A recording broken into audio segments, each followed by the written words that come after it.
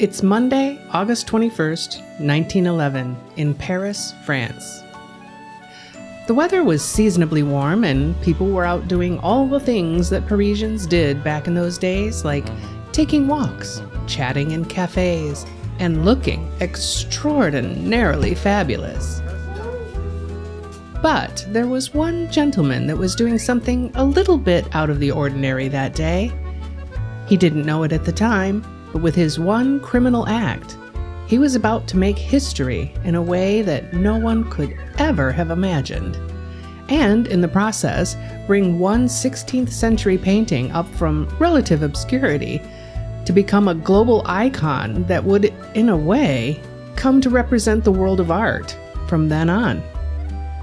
This is the story of the day the Mona Lisa disappeared. Poof.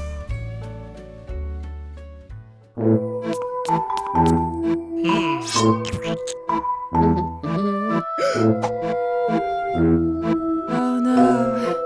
Yoink.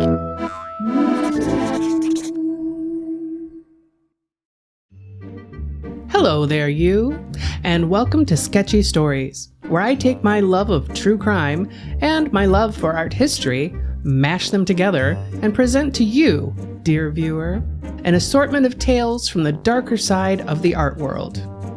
My name is Lady Imperatrix, and I will be your host for these little storytelling sessions. And if you find you like what I do here, please be sure to subscribe, comment, share, all those things that everyone asks of you. But enough of that. Let's get into today's story, shall we? So, quick question. How long do you think it would take for someone to notice if the Mona Lisa went missing from the Louvre? An hour? Maybe 2? Try 28 hours. Yeah, 28 whole hours before anyone realized the world's most famous painting had been stolen. Well, it wasn't famous yet, but we'll get there. And here's something interesting. The person who finally noticed it was gone, not a security guard, not a museum curator. It was an artist who showed up to paint a nice landscape of the gallery and was annoyed that there was a blank spot on the wall, ruining his composition. Yeah.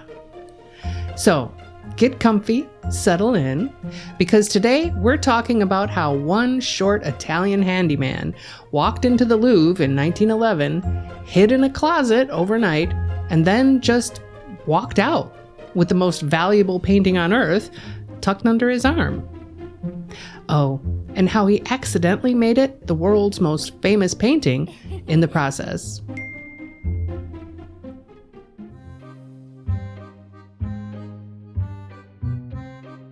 All right, so let's set the scene. It's 1911, Paris, France. We're in the Belle Époque era, the beautiful age. And, if you're into video games and you've played the gorgeous Clair-Obscur Expedition 33, it's that kind of vibe. But yeah, at this time, Paris is thriving. Art, culture, innovation, cafes full of intellectuals arguing about philosophy. You get the picture. And at the heart of this cultural renaissance sits the Louvre Museum. And, sorry, I will do my best with the pronunciation thing here, but my French is far from where it should be. So please forgive if I go with things like Louvre instead of Louvre. That just sounds forced and not nearly beautiful enough, so I'm just going with my default accent of clumsy American, but I do apologize if it hurts anyone's ears. Anyway, if you've ever been to the Louvre, you know it's this massive, high-security fortress with metal detectors, cameras everywhere, and guards watching your every move. Basically, impenetrable. Unless, of course, you're those jewel thieves that, at the time of this recording, had just gotten away with a mind-blowing theft there. How they figured out a way past the world-class security at the museum was quite the endeavor indeed. But in 1911, security was a nothing burger, or nothing baguette, perhaps. The Louvre was Basically, a very fancy building with some very expensive paintings hanging on the walls, and that was about it. Security was lax. Admission was free, and people could wander around pretty much anywhere they wanted to. And paintings were routinely taken off the walls for cleaning or to be photographed, so if you showed up and a painting was missing, you just assumed it was in the back getting spruced up. Which is a point that will become important later. Now, let's talk about the Mona Lisa herself. Today, she's the painting, right? The most well-known artwork in human history. An average of about 8 million people visit the Louvre every year, and most of them are there specifically to see her enigmatic smile. Oh la la. But in 1911, she was fine. She was well regarded among art historians and critics. Leonardo da Vinci was obviously a big deal in those kinds of circles. But if you'd asked the average art lover in 1910 to name the greatest painting in the world, the Mona Lisa probably wouldn't have even made their top 10 list. She was just one Renaissance portrait among thousands in the Louvre.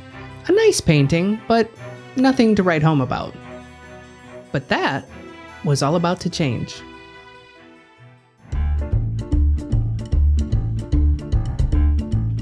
Enter our main character, Vincenzo Peruggia. Well, technically his name was Pietro Vincenzo Antonio Peruggia, but he went by Vincenzo, so that's what we'll call him. Vincenzo was born in 1881 in Dumenza, a tiny commune in the Italian Alps near the Swiss border. Even today, it's still a picturesque little place with winding streets and a population of less than 1,500. Dumenza was also the birthplace of Bartolomeo Scappi, who ended up becoming not only the personal chef of 2 popes, but who is also regarded as the first internationally renowned celebrity chef. Hey. And interestingly enough, the Renaissance painter Bernardino Luini was also born in Dumenza. Luini was one of Leonardo da Vinci's assistants, and is alleged to be responsible for a great amount of work on many of da Vinci's paintings, a practice that was very common at the time, what with the master of a studio doing key parts of a painting and his students and/or assistants filling in the rest.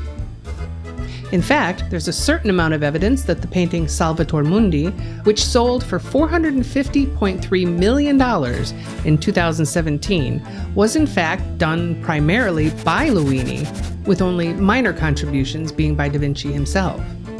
So, perhaps this Luini-da Vinci connection is what inspired our dear Vincenzo to do what he eventually did. Who knows? But interesting to think about. Anyway, in 1908, when Vincenzo was about 27 years old, this young man from a small village in Italy decided to try his luck in Paris, as many youthful Italian men did at the time. So off he went, looking for work. And he found it. At first, he was a freelance house painter and glazier around town, but quickly found work as a handyman and decorator at the Louvre, of all places. His work included things like cleaning paintings, building frames, constructing protective cases, that sort of thing. But here's where it gets slightly ironic. One of his assignments was to help build the protective glass case for, you guessed it, the Mona Lisa. Yeah, he literally built the security system designed to protect the painting. So this meant he knew exactly how to take it apart as well. Now, a few things you should know about Vincenzo. First of all, he was short. Like, really short. 160 centimeters or 5'3" tall. Which is fine. There's nothing wrong with a short king.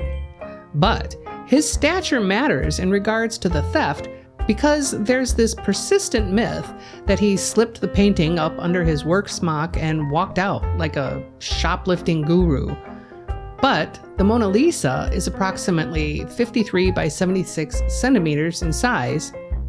That's 21 inches by 30 inches for those of you in Liberia, Myanmar, or the United States. Well, Liberia and Myanmar are currently in the process of switching over to the metric system, leaving the US to be the last remaining holdout on the planet still officially using the imperial measurement system, so I guess that rattling off of the measurement in inches is special for the States. Even though the metric system is so much easier. As a mathematically challenged individual myself, I find things being measured in units of 10 way easier to navigate. Now Celsius, on the other hand, oh my, that's something I'll never get my mind around. I was born and raised in the United States, but it's over 20 years now that I've lived in Europe, and I still don't know if I need a sweater or not when it's 16 degrees outside. All I know is that 0 is freezing and 40 is so hot it makes me want to die. But, sorry about that. What was I saying? Oh, yes. So, Vincenzo was a tiny guy, and the Mona Lisa was almost half his height. So, the math just isn't mathing there in regards to the slipping it under his smock story. But, fear not, there will be a smock involved. The second thing to note about Vincenzo is that before he landed his job at the Louvre, he'd already been arrested a couple of times in Paris for, crime. Nothing huge though, very petty stuff. But the point is that his fingerprints and his mugshot were in police files before he even worked at the Louvre, which may become amusingly relevant later on in the story. And the third thing you need to know about Vincenzo, and maybe the most important thing, Vincenzo was an Italian loyalist. He believed deeply and passionately that Leonardo da Vinci's masterpieces belonged in Italy, not France. He felt this way because he was absolutely convinced that Napoleon had stolen the Mona Lisa from Italy during his military campaigns roughly 100 years before, and that it was Vincenzo's duty, nay, his honor, to return her to her homeland.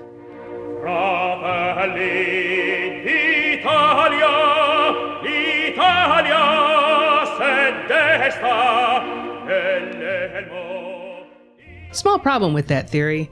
It was completely, totally, 100% wrong.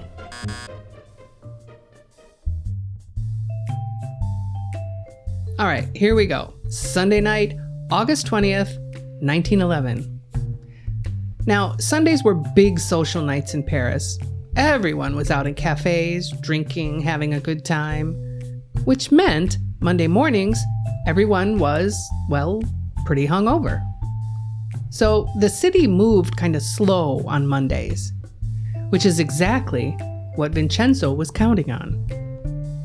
On that Sunday evening, he walks into the Louvre through the workers' entrance, wearing his old white work smock, the uniform that Louvre employees wore. So nobody questions him. Why would they? He used to work there, and as far as anyone knew, perhaps he did again. I mean, he had the smock. Who would walk around fashionable late 19th century Paris in a smock unless they had a job to do, right?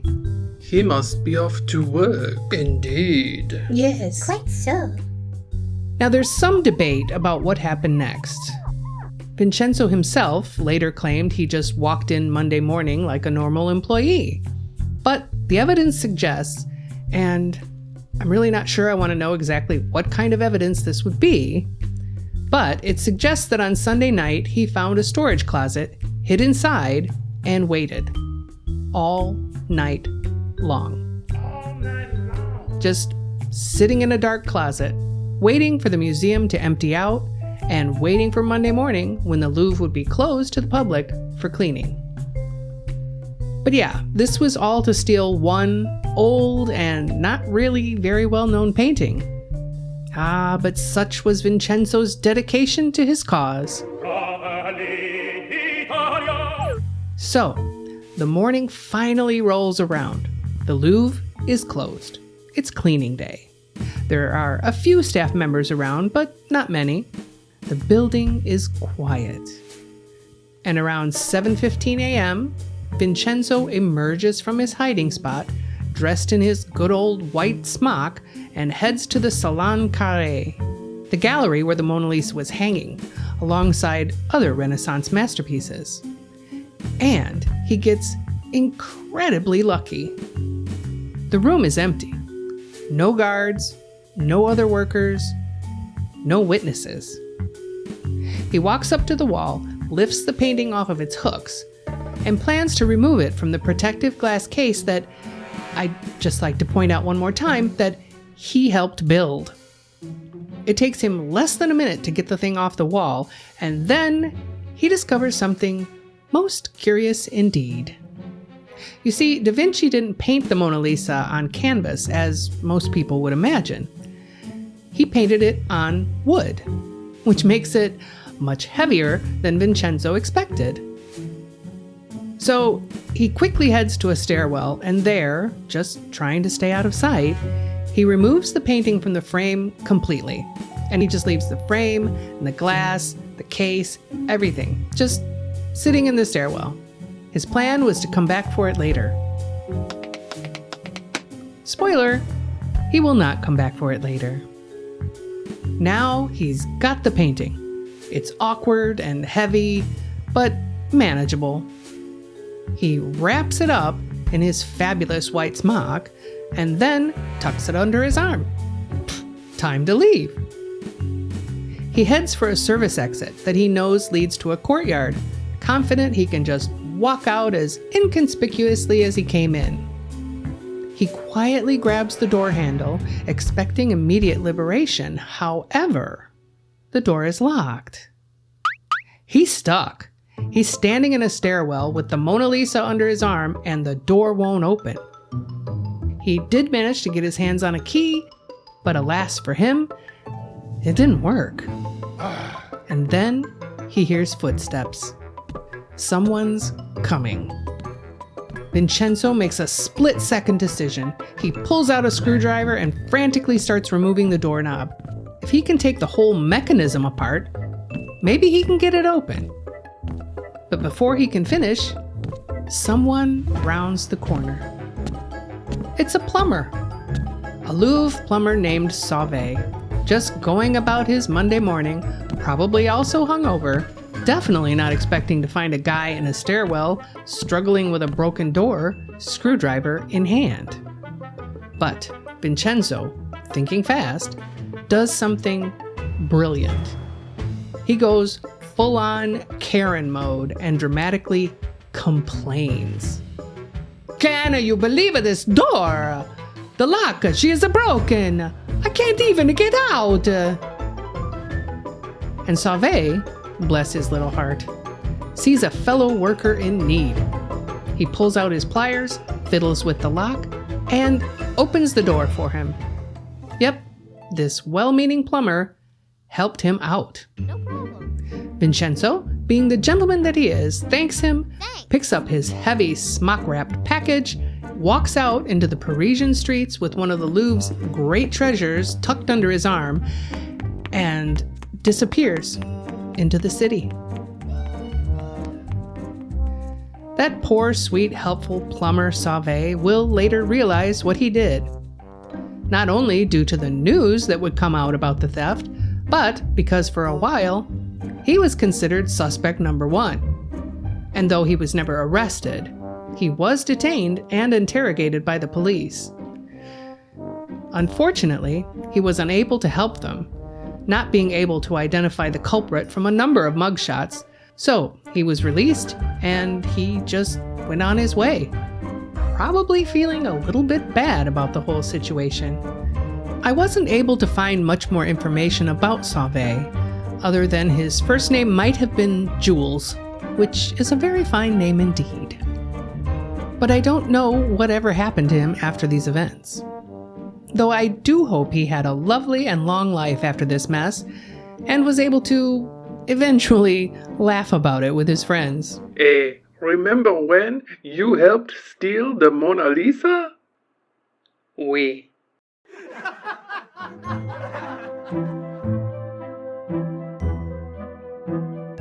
So, remember how I said paintings were routinely removed from the walls for cleaning and photography?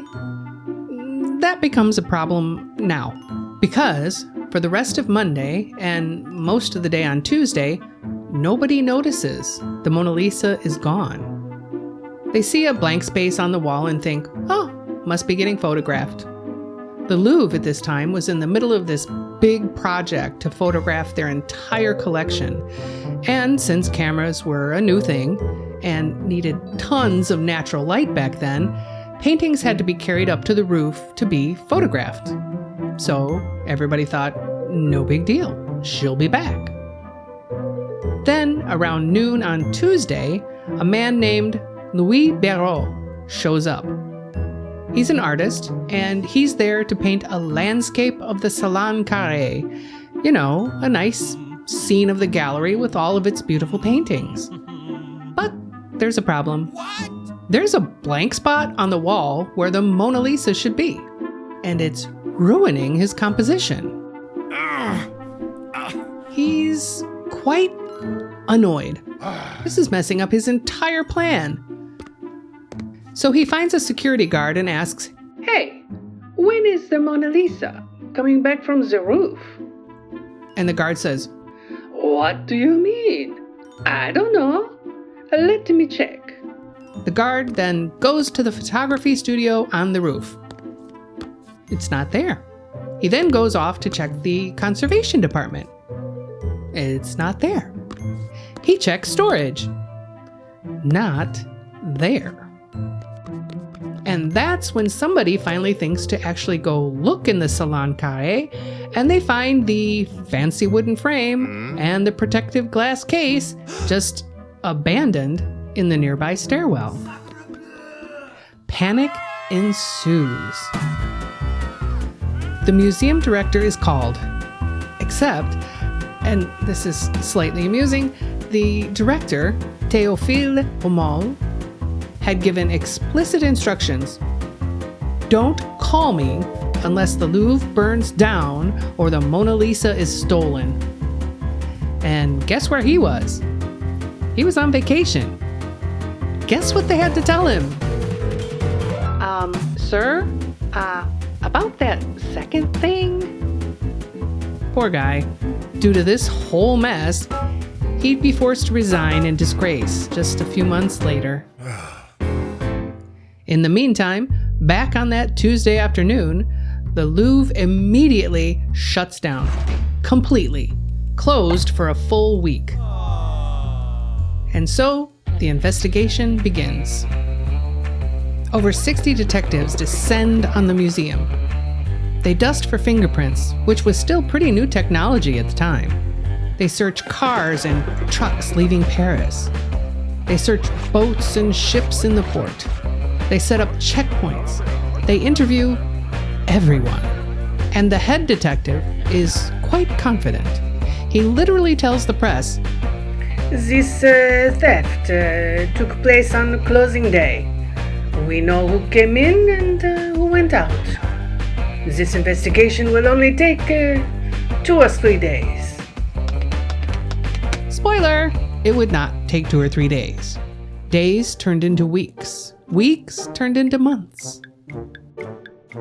The French public is in mourning. This is a national scandal.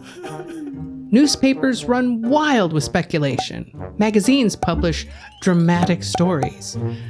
What audacious criminal, what mystifier, what maniac collector has committed this abduction? When the Louvre reopens a week later, thousands of people line up to stare at an empty space where the painting used to hang. Just an empty wall with some hooks. That's it. And people came from all over to see it. Because by now, everyone knows about the Mona Lisa. Every major newspaper in the world has run this story. Her face, that enigmatic smile, has been printed in papers on every continent. Millions of people who had never even heard of Leonardo da Vinci or the Mona Lisa suddenly can't stop talking about her. The theft has made her an overnight celebrity. Hello. But the police still have no leads, so they start grasping at straws. Enter Guillaume Apollinaire. Now, Apollinaire was a Polish-French poet, playwright, novelist, and is often referred to as the forefather of surrealism. Artsy, eccentric, part of the bohemian scene in Paris, he was basically a 19th century hippie. And he'd once written an essay calling for the Louvre to be burned down as an act of artistic rebellion against tradition. So naturally, the police think, oh, this guy hates the Louvre. He must have stolen the painting. Okay, sorry about the interruption here, but this story has so many different versions of the truth, and I've tried my very best to do my due diligence and verify everything that I'm saying here. However, this little factoid slipped by me before recording this episode, and as I am a stickler for such things, I wanted to let you know that I looked and looked for this supposed essay by Apollinaire where he says he wants to burn down the Louvre, but I could not find it anywhere. So it may or may not be true that he actually said this, or wrote it. More likely, it's simply the association that Apollinaire had with his former secretary, and we'll get to that in just a moment. But the official legend has it that he did say it, so we're just gonna stick with it for the sake of the story. Right, well, thanks for allowing me this little OCD fact-checking moment. And now, back to Apollinaire. And so, they arrest him on September 7th, 1911. This unconventional gentleman is then brought to the police station, and during his interrogation, probably panic-stricken and desperate to save himself, Apollinaire does what any good friend would do. He throws one of his pals under the proverbial bus. He tells the police, If you're looking for art thieves, you should probably talk to Pablo Picasso. Now, quick context. Apollinaire's former secretary, a guy named Géry Pierret, had been casually stealing small artifacts from the Louvre for years. Iberian statue heads mostly, little ancient sculptures. Anyway, he sold a few of these stolen statue heads to his employer's friend, a 29-year-old Spanish artist named Pablo Picasso. Picasso used them as models for his paintings, with their simplified planes helping in his development of Cubism. Anyway, the police are interested in speaking with this Spanish fellow and bring Picasso in for questioning. And they question him intensely. They even threaten him with jail time. Both Apollinaire and Picasso were eventually cleared. There was zero evidence connecting them to the Mona Lisa theft. However, it was a close call for Picasso, as he had knowingly purchased stolen goods, evidenced in his paintings numerous times. So technically he was an art thief, just not that art thief. And look, I'm gonna be a little cheeky here. I personally am not one of Picasso's biggest fans. If you are, and you can look past his violent, predatory misogyny and his overall brutish behavior, and are able to just enjoy his work for its own sake, then good on you, I say. I am unable to make such a separation, so the fact that he was absolutely sweating in that interrogation room when the police tell him that they know he's lying when he says, "I don't even know Apollinaire," and that he was paralyzed with fear that he was about to be blamed for the theft of the century. I'm not saying I enjoyed it, but it does bring me a little joy. Not gonna lie. But the point is, the police had roughly 60 agents on the case. There were about 250 people working in the Louvre. and there were innumerable others vaguely associated with the museum, and though the exact number of people questioned remains unknown, suffice it to say, it was a lot. And even after all that, the investigation was going nowhere. And throughout it all, the police completely missed something rather crucial. Remember how I said Vincenzo had been arrested before? Yeah. That his fingerprints were in their files and his mugshot was in their records? When they lifted fingerprints from the Mona Lisa's protective glass, they found a thumbprint. A clear, perfect thumbprint. So, the police fingerprinted all the current Louvre employees and checked them against the print. No match. But here's the thing. Despite the kind plumber Sauvé assuming that the person he helped with the door was an employee, the smock, Vincenzo didn't actually work at the Louvre anymore. So the police never got his fingerprints in that employee sweep. And even though the investigators talked to him twice, they literally went to his apartment and questioned him. They never thought to check his prints against their database. They questioned him due to the fact that he was an ex-employee and that he had some association to the Mona Lisa because of the case that he made for her. They were so close. Why they didn't do the fingerprint thing with him? I don't know. It seems like they just forgot. So, Vincenzo is cleared. Not a suspect, free to go. And the Mona Lisa? Still in his apartment, stashed right under the table that the police had used to fill out their paperwork during his interview.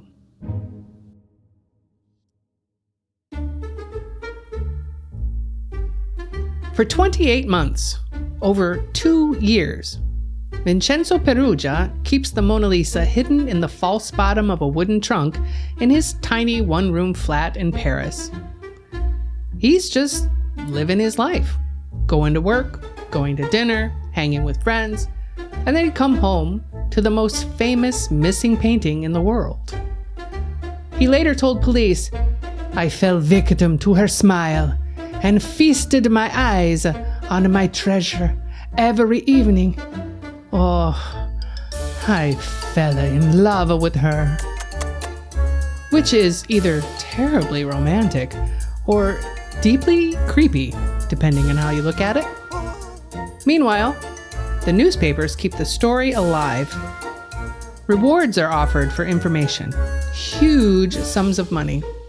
Hundreds of tips pour in, all of them false. People claim they saw the painting in America, in Germany, in private collections of wealthy millionaires. Some newspapers even wrote satirical pieces imagining interviews with the Mona Lisa about where she's been. Humorous songs were written, the most notable being one entitled, "Have you seen her? Mona Lisa?" Though it is unknown if there was ever a recording made of this song, its sheet music was quite popular, and I'm sure was sung with glee around many a parlor piano. Films were also made, one even being released less than a month after the theft. It seems there was a popular comedy film series being created at that time, with episodes featuring the exploits of a bumbling detective named Nick Winter.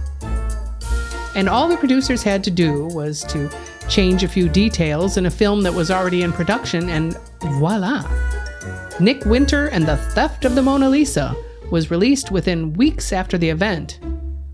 That's all to say that the whole story quickly becomes part of popular culture. And every single piece of coverage, be it the cover of sheet music, promo for the films, or any of the numerous articles written about it, each one included a reproduction of the painting. Millions of people who never would have seen the Mona Lisa, most of which had never even heard of the painting, now recognize that face instantly.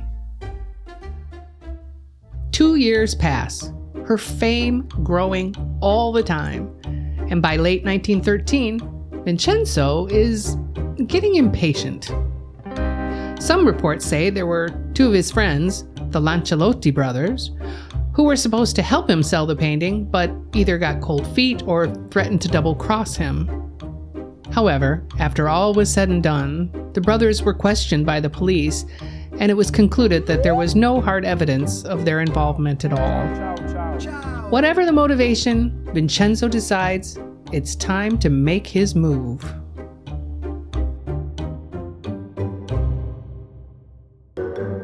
November 1913. Vincenzo writes a letter to an art dealer in Florence, Italy, named Alfredo Geri. He signs the letter with the fake name Leonardo Vincenzo. Subtle. The letter said something along the lines of, "I have the Mona Lisa. I want to bring her home to Italy where she belongs. I am asking for 500,000 lire, and I need your promise that she'll never go back to France." 500,000 lire in 1913 would be the equivalent of about $1 million in today's money. Now, Geri is immediately suspicious. A random letter from a stranger claiming to have the most famous missing painting in the world? Yeah, that kind of screams scam. But then he thinks, what if it's real? So Geri calls his friend Giovanni Poggi, who was the director of the Uffizi Gallery in Florence. You need to come with me to meet this guy. I don't know if he's crazy or if it's legit, but I want a witness. They arranged to meet Peruggia at a hotel in Florence on December 10th, a place called the Hotel Tripoli Italia. Peruggia, with his wooden trunk in tow, checked into room 20, chilled out a little bit, and then happily opens the door to his guests upon their arrival. It's a friendly atmosphere. They make small talk. Peruggia talks about his patriotic duty and how Napoleon stole the painting and how he's returning her to her rightful home. For a price, of course. He rambles on, making his case, and then he opens the trunk. Underneath a bunch of random things, or wretched belongings, as the art experts later described them, he pulled out the Mona Lisa. The real Mona Lisa. Geri and Poggi flip the painting over and check the back, as any good art expert would do, and they see, yeah, there it is. The official Louvre inventory stamp on the back, right where it should be. It's authentic. The two men look at each other. They stay calm.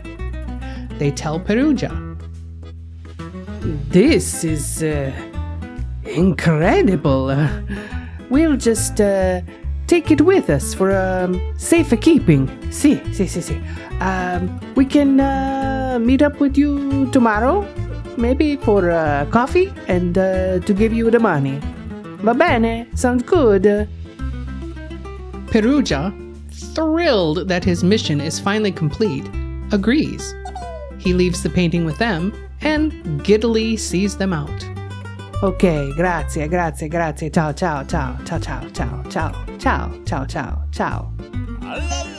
Half an hour later, the police are knocking on his door. He's arrested on the spot. Oh no. And spoiler, Peruggia did not, in fact, ever get his 500,000 lire. So, Vincenzo goes to trial in June of 1914. His defense? I'm a patriot. Napoleon stole the Mona Lisa from Italy. I was just bringing her home. And here's the thing, a lot of Italians believed him. They thought he was a hero. This brave Italian man standing up to the French, reclaiming stolen cultural property. Except, he was wrong. Napoleon did a lot of things, but he did not steal the Mona Lisa. No way. Leonardo da Vinci brought the painting to France himself in 1516. I didn't. He'd been invited by King Francis I to work for him, and Leonardo packed up his favorite paintings, including the Mona Lisa, and moved to France. when Leonardo died in 1519, his apprentice sold the painting to King Francis, legally, for 4,000 gold coins. The Mona Lisa had been in France for nearly 400 years. It was as French as croissants by that point. But Vincenzo genuinely believed his own story. Or at least that's what he claimed. The trial was held in Florence, as this is where he had been arrested, and the prosecution presented evidence that he'd been planning to sell the painting for profit all along. That the patriotism angle was just a cover story. But it didn't matter. The Italian public loved him. He was sentenced to 1 year and 15 days in prison. He ended up only serving 7 months. He was then released on appeal and hailed as a hero. Before the painting went back to France, it went on a little tour of Italy, and massive crowds showed up. Thousands of people waiting in line just to see it for a few seconds. Much like today, come to think of it. But anyway, in January 1914, the Mona Lisa finally returned to the Louvre. And even bigger crowds showed up in Paris. She was now, officially and without any doubt, the most famous painting in the world. As for Vincenzo, he went on to live a relatively normal life after a while. Shortly after this whole thing, he served Italy in a more traditionally patriotic manner by enlisting in the military during World War I. He was captured by Austrian-Hungarian forces and spent 2 years as a prisoner of war. After the war, he got married and moved back to France. However, when it was time for the birth of his daughter Celestina in 1924, he sent his wife back to the town where he had been born, Dumenza, in Italy, because he was afraid that his real full name would have to be used on the birth certificate. He was, not unrealistically so, worried that he would be arrested there in France for the whole, Mona Lisa thing. You see, after he had returned from the war, he had his passport reissued using his second name, Pietro, so that people would not immediately equate him with his past. But to register his child's birth in France, it would have required him to provide his full name, which could have led to somebody maybe reporting him, and then retrying him, and then potentially reconvicting him. And he was pretty sure that the French courts wouldn't have been quite as lenient with him as his homelands had been. A few months later, on October 8th, 1925, his 44th birthday, Vincenzo Peruggia died of a heart attack in a Paris suburb.